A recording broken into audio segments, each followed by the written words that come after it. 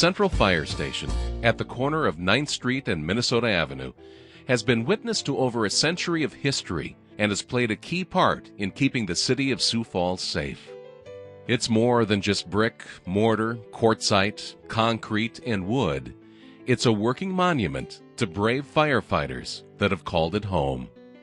The history of firefighting in Sioux Falls predates even the grand edifice of Central Fire Station. The first settlers arrived at the Falls of the Big Sioux in 1856, but did not immigrate in large numbers until the 1870s. By 1877, the community consisted of a volunteer bucket brigade, the first established fire protection for the village. In 1881, the newly formed Cascade Hook and Ladder Company purchased a hand pumper, which was pulled through the streets by 4 men and powered by up to 16 men pumping 2 rails to provide water pressure. The early 1890s found the thriving town with a 2-horse combination hose wagon, a chemical company, and several hose companies served by 128 volunteers. The turn of the century brought many changes to the new city. The disastrous fire on June 30th, 1900 at the Cataract Hotel destroyed most of the structures at 9th and Phillips and brought the demand for a paid, full-time department with better firefighting equipment. It was a wake-up call for the growing town.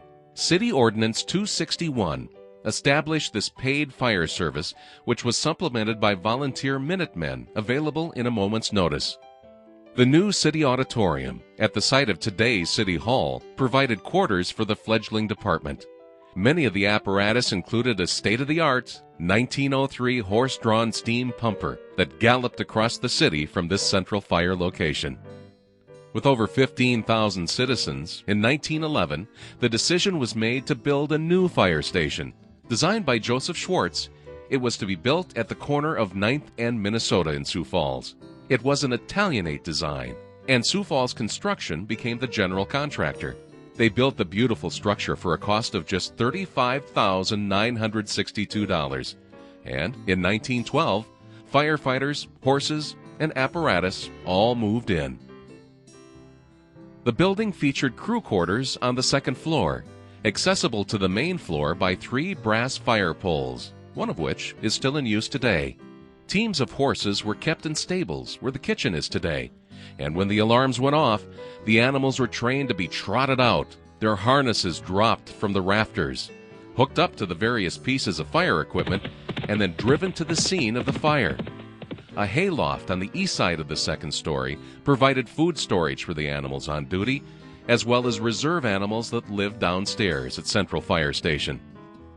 S.F. Lindstrom, representing the American Sanitary Stall System, the company that constructed the horse stalls in the new fire station, had this to say when he visited the completed Sioux Falls Central Fire Station. I can truthfully say that I've never in all my travels seen such a complete and fine fire station that is up to date in every aspect. There are many cities several times the size of Sioux Falls that would feel justly proud over such a structure. The fact is, when the building is turned over to the fire department for use, the citizens will certainly appreciate that the building is free of debt of whatsoever nature.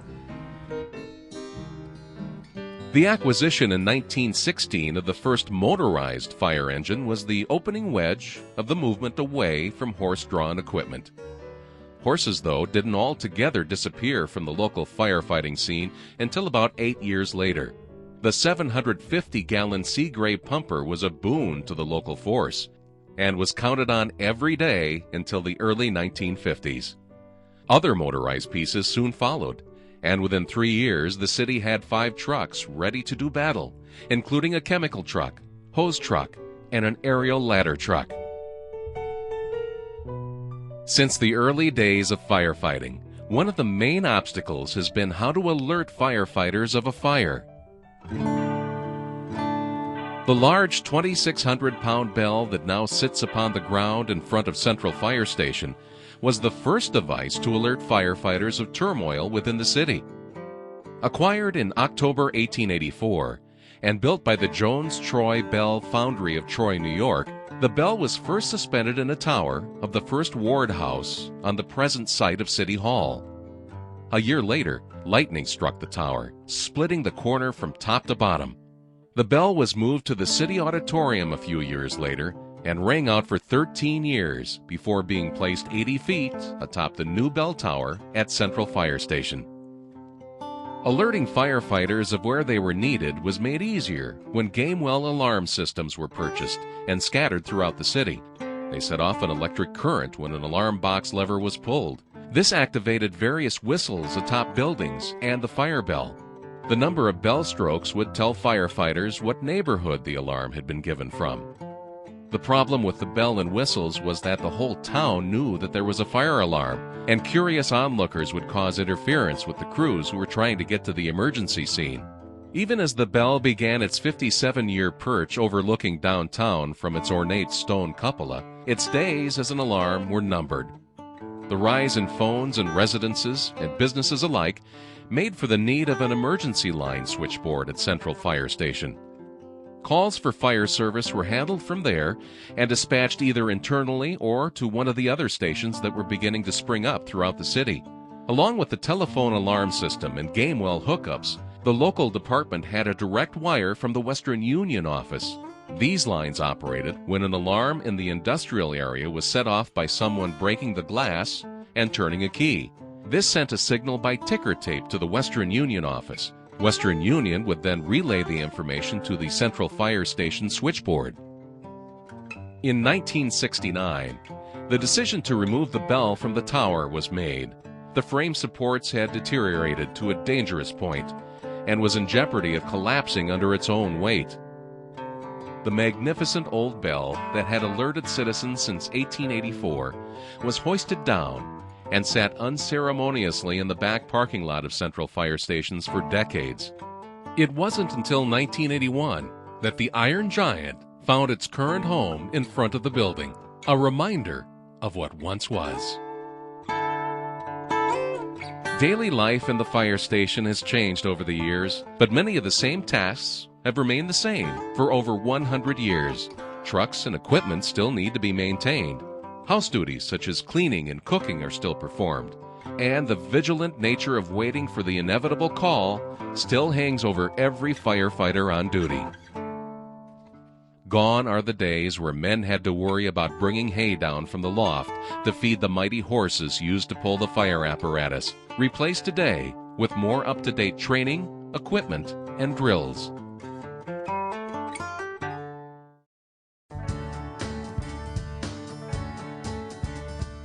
Innovations we take for granted now occurred at a regular pace at Central Fire Station. In the mid-1950s, a new phone box system was set in place to alert firefighters of the call for help. These red and blue boxes were much like the earlier versions of the pull alarms, but with telephones now inside of them. A citizen could simply open the box and speak directly to the switchboard at Central Fire Station and give specific details about the need for the fire, police, or ambulance services of the city of Sioux Falls. In 1959, the traffic light outside Central Fire Station at 9th and Minnesota was put on a switch to allow fire trucks to have a green light as they proceeded northbound on Minnesota out of the station. The switchboard operator inside Central Fire Station would simply flip a lever as the firefighters were ready to leave the station. Modern fire apparatus now have an Opticon light on top of their vehicles to change many of the traffic signals to green as they proceed through while they're on a call. 1977 was a turning point for the 65-year-old Central Fire Station. A feasibility report stated that years of wear and functional considerations had made Central obsolete. Two choices were put before the fire department: either renovate or relocate. Rehabilitation of Central Fire Station would cost $1.25 million, designed to shore up the floor to allow for heavier fire trucks to be parked in the apparatus bays, and to completely rewire the electrical system, add a shop facility, and find temporary crew quarters. The cost of building at another location would have cost $1.6 million, including preparing Central for a new use. New uses discussed for Central were to convert the building into city government office space that would include headquarters for lighter emergency vehicles like ambulances and civil defense trucks. Another option was to remove the ground floor slab and upper floor and develop a 420-seat theater. Yet another proposal for Central was to completely demolish the historic building and sell off the prime land. The decision was finally made to save Central Fire Station and renovate it and give the station a new lease on life for many years to come. May 27, 1980, found Central Fire Station receiving a great honor. On that date, it was listed in the National Historic Register. Sioux Falls Fire Rescue has the honor of Central Fire Station being one of the oldest working fire stations west of the Mississippi. In 1988, the fire chief hoped to turn part of Central Fire Station into a museum, displaying many of the antiques the department had accumulated, including the 1903 steam pumper, fire extinguishers, hose clamps, and tools. The museum was never realized, but the restoration of many of these items began, which has helped preserve them for generations to come. Sioux Falls' original 1916 Seagrave, the first motorized fire apparatus, was another item in need of repair. Saved from the scrap heap after 33 years of service rushing out of Central Fire Station, the pumper was placed in reserve to help with any large blazes in the city for the next dozen or so years. The truck eventually was retired and moved to Sherman Park in the Dennis the Menace playground. From 1959 to 1973, the old 1916 Seagrave sat alongside an F-94 jet fighter and a World War II personnel carrier. After 14 years of service at Dennis the Menace Park, the old Seagrave was returned to the fire department. The Seagrave that helped save homes and buildings in Sioux Falls is now used in parades and special occasions by Sioux Falls Fire Rescue, once again serving the citizens of Sioux Falls. More restoration of Central Fire Station began in 2011, with the complete demolition of the existing apparatus floor. Once again, the weight of today's trucks was more than the building's floor could handle. For 6 months, Central Fire Station crews operated out of other fire stations to cover the territory while the work in the building was done. In February 2012, crews were able to resume their duties, with the new floor able to withstand the pressure of even the mightiest of fire engines.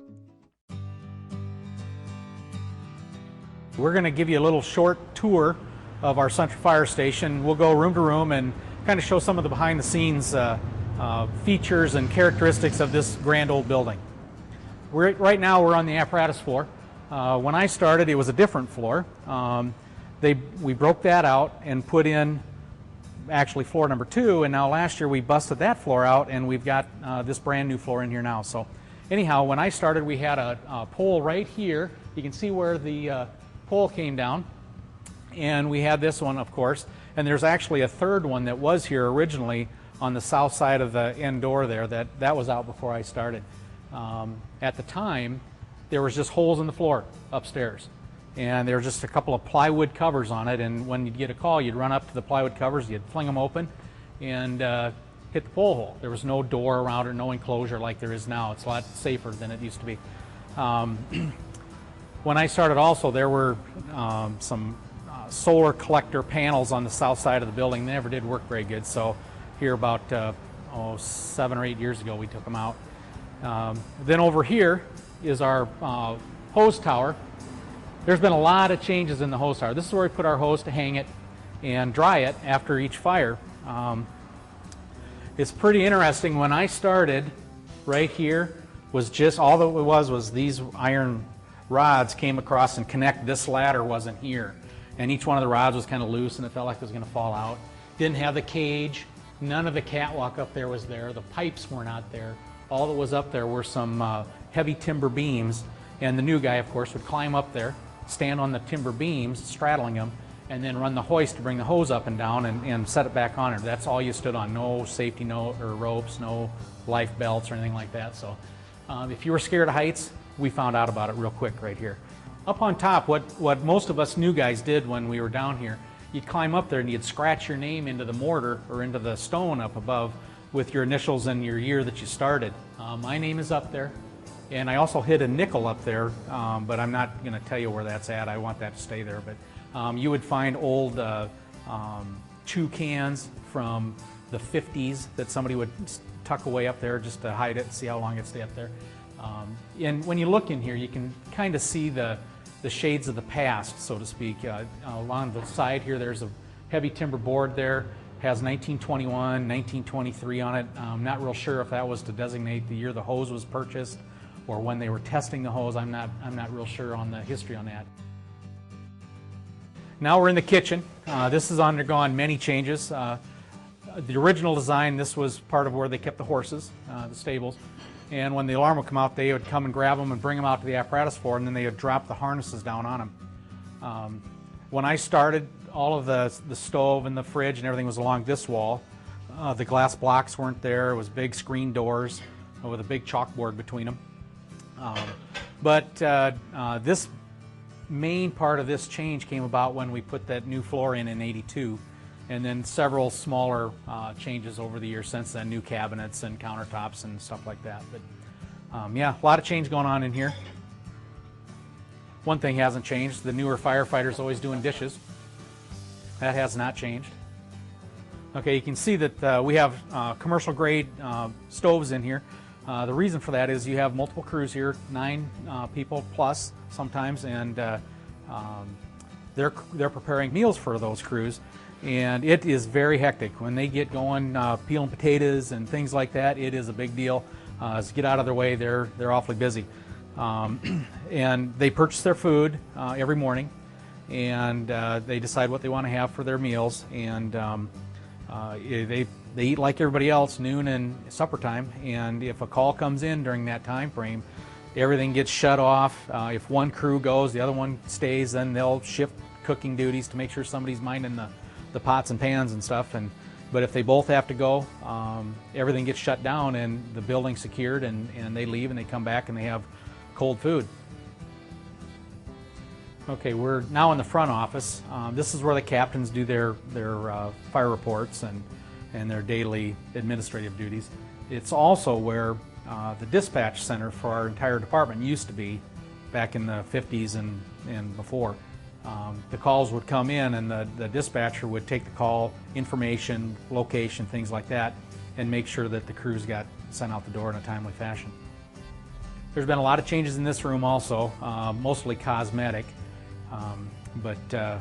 At one time there was only one captain down here and the battalion chief, so the BC had one end of the room as his office and the captain had the other end, but now the battalion chief has since moved upstairs to have everything up there, so this is for the 2 captains that are stationed down here. So these are the steps that go upstairs. Rumor has it they were designed this way with the multiple bends in them because horses are unable to make those turns, so they wouldn't accidentally get up the steps. So they're also one area of the station that our new guys become very familiar with. You can see there's above the wainscoting, there's the chair rail. That is an easy opportunity for the battalion chief and the captains to make sure they're doing their house duties every morning by running their fingers down them. They come away with dust on them. That means they're shirking their duties and they get a talking to. So let's go on upstairs. Okay, this is the battalion chief's office. We'll go inside and you take a look at this. They just remodeled this. When I started, this was the captain's office. The battalion chief's office was next door. We can go take a look at that too, but they just remodeled this, looking really good. It's as nice as it's ever been. All the work was done by themselves also, by the way. This is the captain's bedroom. When I started, this was the battalion chief's office on the 2nd floor.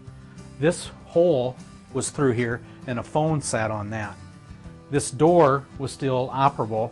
You'd go through there to his bunk room, and then he could use the same phone just by passing it through the hole in the wall.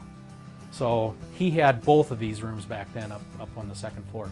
Since then, with 2 crews down here instead of just one, we felt both captains should have a bunk room separate so they can study and do administrative duties up here during the evening hours. So the BC moved over to the what used to be the captain's bedroom that we just showed you. Okay, we're now in the parlor. This used to be the bunk room when I started, and all the bunks were lined up in a row. There weren't any lockers or anything like that between them. Now it's our parlor, and right through this door here is our last remaining active pole that we use to get down to the 1st floor when there's a call. But it is very interesting doing this at 3 in the morning when you're fresh up out of dead sleep and you hit this pole. You need to be prepared for it because we have had guys hit the pole and forget to grab a hold of it, and they have a lot quicker descent to the first floor than what they intended. When we come around this way, this is where their parlor chairs are. And when they get an opportunity in the evening hours, they'll come up here and try to catch a show or two and relax. Okay, this is our workout room, our PT room. Here's the lockers where they store their PT gear. These are original to the building. When I started, new guys had to share these lockers over here. You always knew that the senior guys, the guys that have been around for a long time, were always on the south half of this room where they had individual lockers. That way they didn't have to share their space with the new guys. So it took many years. There were guys that had 15 years on that still weren't over to those lockers. Obviously, firefighting is very physically demanding. The guys spend at least 1 hour a day in this room working out. They work their cardio, they work strength training, a lot of flexibility.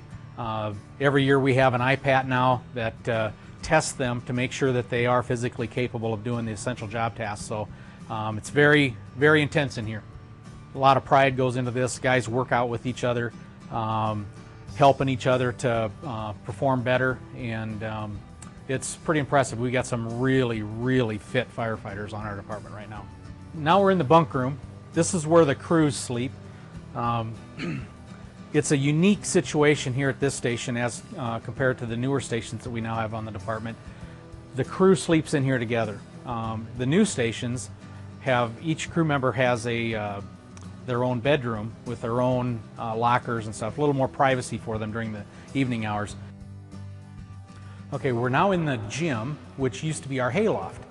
It's probably about 10 degrees warmer in here than it is anywhere else in the station.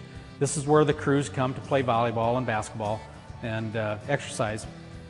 When we remodeled the second floor up here, back in the mid-'80s, the crews, we all had to sleep in here. And you can kind of tell by the way my voice echoes, it's really noisy, so you get a couple of people that snore. It was not a pleasant place to try to get to some sleep. So a lot of us younger guys would go out and actually sleep on the exercise mats out in the workout room where we were just at. But yeah, this is one of the places where it's unique to Central. No other facility that we have has a gym like this. So another reason why the newer guys and a lot of the older guys love being down here at Central, because they get to build a lot more crew camaraderie by playing team sports together. So it's a good place to be. So that's our quick tour of Central Fire Station. We're very proud of this station. We hope to have it for many, many years to come. Thank you for coming. And if you have any other questions, feel free to contact Fire Headquarters.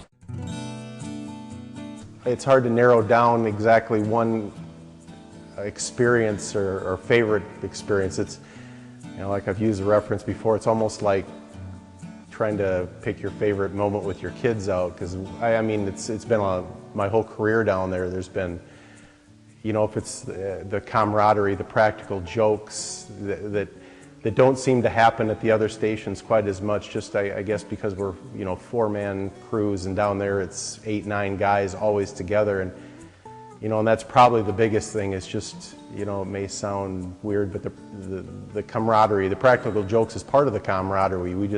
It's just a different lifestyle down there compared to the other stations. Yep, the bedroom used to be up front up here when I started, and it was a big bunk room. The only person that had separate bedrooms was the captain, because there was one captain here, and one battalion chief. So they had the two separate bedrooms. Everybody else slept in the same bunk room. And I snore, so that's not a good thing to have in a bunk room. I've been rolled out on the floor a couple times at night, off my bed, and the whole mattress and everything on the floor. That's why I made captain, so I could get my own room, so I couldn't bother anybody anymore. When I was driving out of Station 1, we like to sit out on the front approach at times and watch traffic, and I was sitting out in a chair in front of the approach at Central with a bowl of ice cream, enjoying the evening, and my captain at the time, Raleigh Pierce, claims to have asked if I was going to sit way out there, and I said, yeah, I'm going to sit out here. And unbeknownst to me, he went in and he ordered a firefighter to pour water on me from the roof. And so I was sitting out there, and I didn't see it coming, and next thing I had a bowl of white water in my lap, and I knew I'd been had. I didn't say anything, and we went on our couple days off after that, and the firefighter that poured the water on me, after a couple days he was feeling so guilty that he called me up and apologized and said, "I'm sorry, Jim, but Raleigh ordered me to pour it on you and I just couldn't stop." But the guilt was eating him up because I didn't say anything. The building, it's got a lot of memories in it. We did a lot of back then the firemen did any remodel or painting and everything else. Why it was done strictly by the firemen themselves. Now it's a completely different building than what it was when I started. The kitchen, the apparatus floor, the floor in here was all troweled out like bricks for when they had horses in here to where the horses wouldn't slip. And keeping the floor clean and so forth was difficult due to the roughness and everything that was on the floor. Well, the big change was in equipment. When they had just gotten rid of the last of the hard rubber-tired fire trucks when I started. And it's been a big change in the equipment that they have. When a fireman started, why, he was in Central Station here for all of his training. And we didn't have a training center at that time. And any of the training was done pretty much in the lot right to the south of the station here. Really hasn't been that much of the changes in it. We had more men stationed here at that time. You didn't have as many stations that were out from here. So you'd have 18, 20 men that were stationed here in Central Station back at that time. You'd have some men that were pretty good at the cooking. The guy that cooked, he didn't have to do the dishes or clean up. So that was and we had some good cooks. Well, the very first year when I started, they'd just gotten rid of the monkeys. Now, the monkeys from the zoo were wintered down in the basement of the station here. And the men were very glad to get rid of the monkeys because the odor was a little on the wicked side. But they got rid of the monkeys the year I started. When Central Fire Station was first built, Sioux Falls was still in its infancy, growing, learning, trying new things. Service to the community came first in the form of a volunteer bucket brigade and evolved into a paid and highly trained fire department that exists today. The century of service of today's Sioux Falls Fire Rescue has been a rocky one at times, but through it all, brave men and women that call Central Fire Station their home have served their community bravely and admirably. Many will come after them, sleeping in the same quarters that their fellow firefighters did 100 years ago, keeping Sioux Falls safe and protected.